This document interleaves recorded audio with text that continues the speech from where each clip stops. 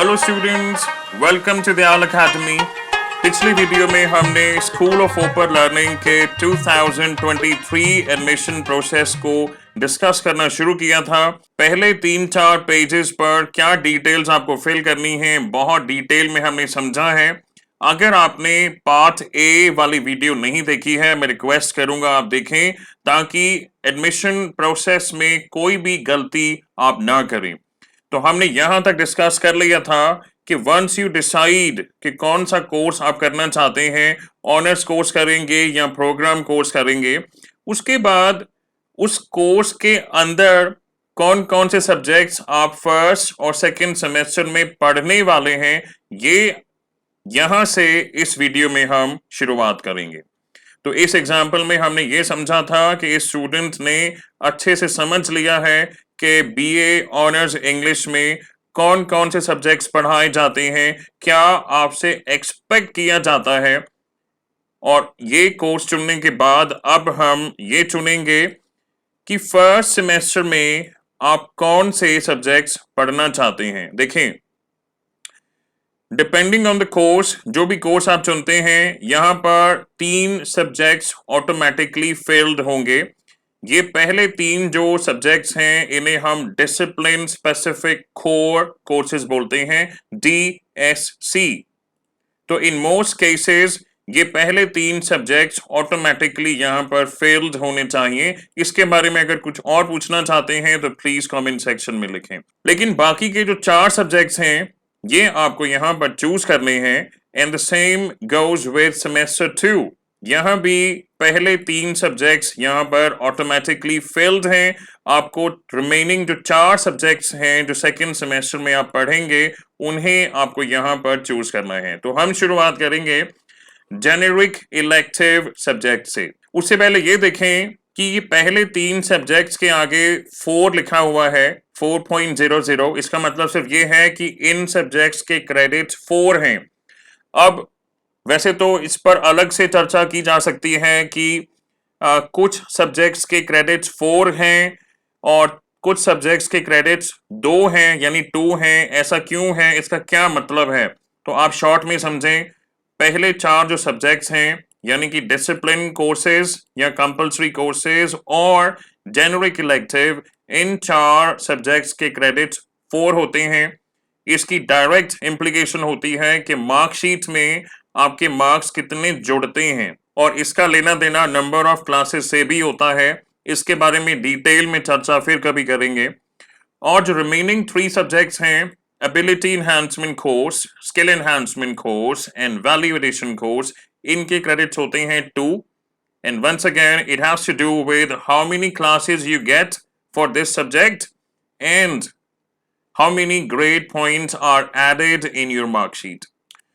Generic elective में अगर आप ऑनर्स कोर्स करते हैं, जैसे इन्होंने इंग्लिश ऑनर्स चुना है, तो जेनरिक इलेक्टिव में इंग्लिश को छोड़कर जितने भी और सब्जेक्ट्स हैं जो जेनरिक इलेक्टिव में पढ़ाए जाते हैं, वो उन्हें यहाँ पर ऑप्शंस के रूप में दिए गए हैं। तो जाहिर सी बात है, इसमें से भी आपको चुनना होगा, और चुनने से पहले आप सिलेबस देखेंगे, समझेंगे कि क्या इसमें पढ़ाया जाएगा। एटलीस्ट सिलेबस पर आपको गौर करना चाहिए, उसके बाद ही इसे सेलेक्ट करें। अन्यथा हमेशा की तरह काफी स्टूडेंट्स बाद में सब्जेक्ट्स चेंज कराने के लिए कैंपस आते हैं, डिले होता है, असुविधा होती है, आप ही को होने वाली है। तो मेरी ये रिक्वेस्ट है कि कुछ भी सेलेक्ट करने से पहले उसके उस सब्जेक्ट के बारे में और जानें। अगर आप हमसे पूछना चाहते हैं तो प्लीज कमेंट सेक्शन में लिखिए, हर सब्जेक्ट का सिलेबस आपको प्रोवाइड किया जाएगा। तो मैं ये मान के चलता हूं कि स्टूडेंट्स ने 12th में इकोनॉमिक्स पढ़ी है, यानी 11th-12th में, और इनको पता है कि माइक्रो इकोनॉमिक्स में क्या पढ़ाया जाता है, सिलेबस भी इन्होंने देखा है, तो यहां पर इन्होंने इकोनॉमिक्स चूज कर लिया है। उसके बाद पहले हम देखें कि सेकंड सेमेस्टर में जेनरिक इलेक्टिव में ये क्या पढ़ना चाहते हैं। अब इनकी मर्जी है, इन्होंने फर्स्ट सेमेस्टर में जेनरिक इलेक्टिव में इकोनॉमिक्स ली है, सेकंड सेमेस्टर में चाहें तो इकोनॉमिक्स दोबारा ले सकते हैं, क्योंकि यहाँ पर सिलेबस अलग होगा। ये है प्रिंसिपल्स ऑफ मैक्रो इकोनॉमिक्स। लेकिन अगर इन्हें लगता है कि भाई इकोनॉमिक्स मैंने एक सेमेस्टर में पढ़ ली, अब यहाँ पर मैं कुछ और पढ़ना चाहूंगा, लेट्स से इन्होंने political science introduction to the Indian constitution इस सिलेबस को देखा, गौर किया, इन्हें इजी लगा, इन्होंने इसके बारे में कुछ ऑलरेडी स्कूल में पढ़ा हुआ है, तो इन्होंने सोचा कि okay I will go for political science as generic elective subject in the second semester. यानी कि ये दोनों पॉलिटिकल साइंस भी हो सकते हैं, दोनों इकोनॉमिक्स भी हो सकते हैं, कुछ भी कॉम्बिनेशन हो सकता है, बस सिलेबस पर एक बार नजर जरूर डालिएगा, ये मेरी रिक्वेस्ट है। अब हमको दोनों सेमेस्टर्स के तीन तीन सब्जेक्ट्स और चुनने हैं। पहले हम बात करेंगे एबिलिटी इनहैंसमेंट कोर्स की। अगर यहाँ पर आप एनवायरमेंटल साइंस चुनते हैं फर्स्ट सेमेस्टर में, ये कोई रिस्ट्रिक्शन नहीं है, आप चाहें तो इसे सेकंड सेमेस्टर में भी चूज कर सकते हैं ऐसे। लेकिन मान लेते हैं इनको लगता है कि एनवायरमेंटल साइंस इजी सब्जेक्ट है तो मैं इसे पहले ही पढ़ना चाहूंगा, इन्होंने फर्स्ट सेमेस्टर में एनवायरमेंटल साइंस चूज कर लिया। अब सेकंड सेमेस्टर में दोबारा एनवायरमेंटल साइंस नहीं पढ़ सकते हैं, क्योंकि इसके अलावा जो ऑप्शंस यहाँ पर हैं बेसिकली ये इंडियन लैंग्वेजेस हैं, जैसे असमीज, बंगाली, हिंदी, पंजाबी, तमिल, तेलुगु। तो इसमें से जो लैंग्वेज आपने स्कूल में पढ़ी है, यहाँ पर ऑप्शन अवेलेबल है, उसे आप चूज करेंगे। देखें, एक बात मैंने आपको पहले बताई थी कि इस स्टूडेंट्स ने उस पेज पर यह मेंशन किया था एकेडमिक वाले में कि इन्होंने स्कूल में हिंदी 8th स्टैंडर्ड तक यानी 8वीं कक्षा तक पढ़ी है, और ये सच था, तभी यहां पर हिंदी सी दिखाया गया है। अन्यथा अगर आपने 12वीं तक पढ़ी होती तो यहां पर हिंदी ए दिखाता, अगर 10वीं तक पढ़ी होती तो यहां पर हिंदी बी दिखाता। और कोई जरूरी नहीं है कि आपको हिंदी ही लेनी है, और भी जो लैंग्वेजेस हैं इनमें से अगर कोई लैंग्वेज आपने स्कूल में पढ़ी है उसका सिलेबस देखना चाहते हैं, आप देख सकते हैं। अगर सिलेबस चाहिए तो प्लीज कमेंट सेक्शन में लिख के बताएं किस सब्जेक्ट का सिलेबस आपको चाहिए। सब्जेक्ट के साथ में उसकी कैटेगरी मेंशन करना ना भूलें। मान लें अगर आप पंजाबी का सिलेबस देखना चाहते हैं, वहां पर लिखें कि एबिलिटी इनहैंसमेंट कोर्स में पंजाबी भाषा दा मुढ़ला पद्धर, इसका सिलेबस मुझे चाहिए, ऐसे लिखें। अब हमारे रह गए हैं दो सब्जेक्ट्स फर्स्ट और सेकंड सेमेस्टर के। पहले हम बात कर लेते हैं स्किल एनहांसमेंट कोर्स की। इसमें 3 ही ऑप्शंस हैं, इनका भी सिलेबस चाहें तो देखें, लेकिन इंग्लिश का कोई भी सब्जेक्ट हो उसकी प्लेलिस्ट हमारे चैनल पर ऑलरेडी अवेलेबल है। यानी कि कम्युनिकेशन इन एवरीडे लाइफ, इसमें क्या पढ़ाया जाएगा, इसमें कुछ वीडियोस हमारे चैनल पर अवेलेबल हैं। अगर आप उन्हें देखना चाहते हैं, आधा घंटा स्पेंड करना चाहते हैं, समझना चाहते हैं कि इसमें आपको क्या पढ़ाया जाएगा, तो यू आर मोस्ट वेलकम। और सेकंड सेमेस्टर में स्किल एनहांसमेंट में जो ऑप्शन आपने फर्स्ट सेमेस्टर में ले ली है, उसको छोड़कर जो रिमेनिंग 2 ऑप्शंस हैं, इनमें से कोई एक आपको चुननी होगी। वंस अगेन, इन सभी सब्जेक्ट्स का सिलेबस अवेलेबल है, स्टडी मटेरियल अवेलेबल है, लेटेस्ट क्वेश्चन पेपर अवेलेबल है। इन चीजों पर अगर आप गौर करना चाहते हैं तो प्लीज कमेंट सेक्शन में लिख के बताएं। कहने का मतलब है कि एडमिशन प्रोसेस को जितना सोच समझकर आप ये फॉर्म फिल करेंगे, उतनी ही सुविधा आपको बाद में होने वाली है। यानी चीजें आपके लिए बहुत सिंपल होंगी अगर आपने इस प्रोसेस को ठीक से समझ के फिल किया है, सब्जेक्ट्स के बारे में समझा है, रैंडमली कोई भी सब्जेक्ट चूज नहीं किया है तो। और लास्ट में हमको चूज करना है वैल्यू एडिशन कोर्स। इसमें जो स्टूडेंट्स इंग्लिश पढ़ना चाहते हैं, reading Indian fiction in English, इसकी अराउंड 12 या 13 वीडियोस हमारे चैनल पर अवेलेबल हैं। इसकी भी अलग से प्लेलिस्ट बनाई गई है। ये देखें गाइस, हमारे चैनल पर आप जाएं, क्लिक करें प्लेलिस्ट पर, और जिस सेमेस्टर की वीडियोस आप देखना चाहते हैं या जिस सब्जेक्ट की, जैसे मैंने पहले बताया था इंग्लिश सब्जेक्ट्स में कम्युनिकेशन इन एवरीडे लाइफ, ये इसकी प्लेलिस्ट है। इंट्रोडक्शन टू लिटरेरी स्टडीज, ये बीए प्रोग्राम स्टूडेंट्स और इंग्लिश ऑनर्स के स्टूडेंट्स का डिसिप्लिन सब्जेक्ट की प्लेलिस्ट है।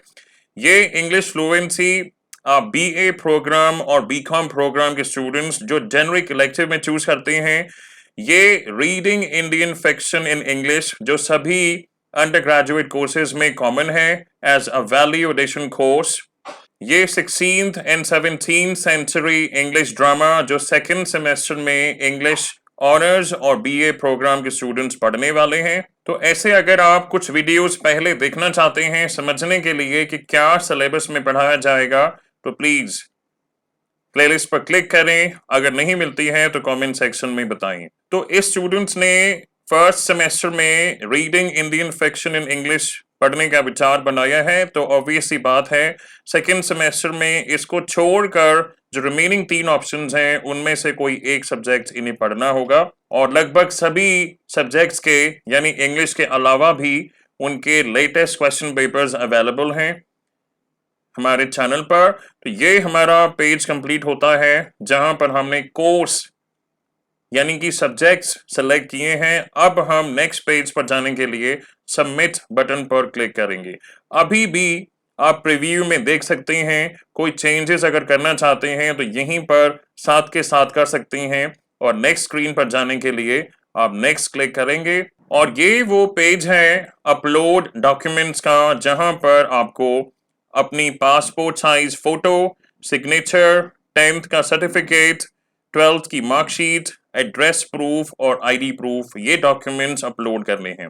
बहुत इजी है। इसमें एक ही बात मैं बताना चाहूंगा, मिनिमम फाइल साइज होना चाहिए 10 किलोबाइट्स और मैक्सिमम होना चाहिए 200 किलोबाइट्स। लेकिन अगर 10 किलोबाइट्स और 200 किलोबाइट्स के बीच में आपकी फाइल साइज है और फिर भी अपलोड नहीं होती है तो ध्यान रखें कि फाइल फॉर्मेट होना चाहिए जेपीजी या जेपीईजी।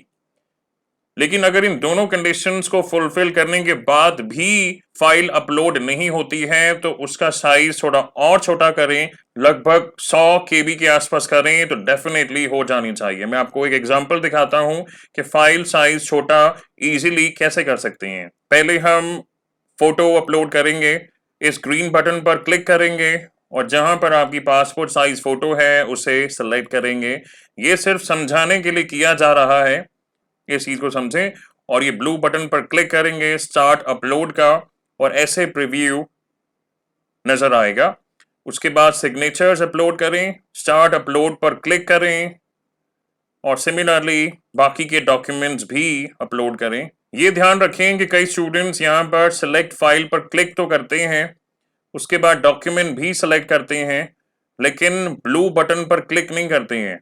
तो आपको ये ब्लू बटन पर क्लिक करना है स्टार्ट अपलोड, तभी डॉक्यूमेंट अपलोड होगा। और एग्जाम्पल के तौर पर अगर कोई डॉक्यूमेंट है जिसका आप साइज छोटा करना चाहते हैं उसे आप पेंट में ओपन करें। ये डिटेल्स मैंने हाइड की हैं ऑब्वियसली। यहाँ पर कंट्रोल W दबाएं और यहाँ पर जो फिगर है वहां पर आप 70, 80, 90 कर सकते हैं ताकि प्रोपोर्शनेटली डॉक्यूमेंट का साइज कम होता जाएगा। उसे सेव करेंगे, आप नोटिस करेंगे कि साइज कम हो गया है। तो ऐसे डॉक्यूमेंट्स अपलोड करने के बाद आप नेक्स्ट क्लिक करें और इस स्क्रीन पर आपको प्रीव्यू करने का मौका दिया जाएगा कि जो डॉक्यूमेंट्स आपने अपलोड किए हैं वो क्लियर हैं या नहीं। तो इन सभी डॉक्यूमेंट्स को एक एक करके आप चेक करें, अगर सब कुछ ठीक ठाक है तब आप नेक्स्ट स्क्रीन पर जाएं। तो ये है प्रीव्यू स्क्रीन। यहाँ पर स्टार्टिंग से लेकर एंड तक यानी कि personal details, academic details, programme details, course details, ये सभी कुछ यहाँ पर लिस्टेड होगा जो आपने फिल किया है। किसी भी सेक्शन में अगर आप चेंज करना चाहते हैं तो अभी आपको मौका दिया जाता है, आप इसे यहीं पर चेंज कर सकते हैं। आप इस पेज को प्रिंट भी कर सकते हैं यानी कि PDF के फॉर्म में सेव कर सकते हैं, प्रॉपरली चेक कर सकते हैं कि जो डिटेल्स आपने भरी हैं वो ठीक हैं या नहीं। आप ये काम यहाँ पर जरूर कीजिएगा और एकदम 100% श्योर होने के बाद कि सभी डिटेल्स आपकी करेक्ट हैं तभी नेक्स्ट स्क्रीन पर जाने के लिए आप पहले ये अंडरटेकिंग पढ़ेंगे, सेल्फ डिक्लेरेशन, जिसमें लिखा है कि मैंने सभी डिटेल्स करेक्टली एंटर की हैं, कोई भी गलत इंफॉर्मेशन मैंने यहाँ पर नहीं डाली है। अगर मैं कुछ छुपाता हूं या गलत इंफॉर्मेशन डालता हूं तो मेरा एडमिशन कैंसिल भी हो सकता है। देखें, तो ये अगर आप समझते हैं तो इस चेक बॉक्स पर क्लिक करें आई एग्री और उसके बाद यहां क्लिक करें accept and proceed for payment. Next screen पर कुछ ऐसा लिखा आना चाहिए, आपका नाम और आपकी डिटेल्स, किस कोर्स में आप एडमिशन लेना चाहते हैं और कितनी फीस आपको पे करनी है, और यहाँ पर एक मैसेज लिखा होगा verification is pending from the institution, you will be informed once your application is verified। तो ये बहुत नॉर्मल सी बात है। इनफैक्ट आपके प्रोस्पेक्टस में भी ये बात लिखी है कि after uploading the documents a payment link will be made available after verification, यानी वेरिफिकेशन के लिए, डॉक्यूमेंट्स वेरीफाई करने के लिए 3 से 5 दिन लग सकते हैं। उसके बाद आप पेमेंट करें और पेमेंट होने के बाद आप अपनी फी रिसीप्ट और आईडी कार्ड डाउनलोड करें। तो डॉक्यूमेंट्स अपलोड करने के बाद अगर कुछ वक्त लगता है पेमेंट लिंक आने के लिए तो प्लीज पैनिक न करें। तो आई होप सभी स्टूडेंट्स को एडमिशन प्रोसेस अच्छे से समझ में आया है। कुछ भी अगर आप पूछना चाहते हैं तो प्लीज कमेंट सेक्शन में लिख के बताएं। आप लोगों के लिए एक अलग से टेलीग्राम चैनल क्रिएट किया गया है जिसमें सिर्फ आप ही के बैच के स्टूडेंट्स के लिए नोटिफिकेशंस आएंगी, आप उसे भी ज्वाइन कर सकते हैं। So guys, this is it for this video. If you like it, please share it with your friends and subscribe to our channel, and thank you for watching.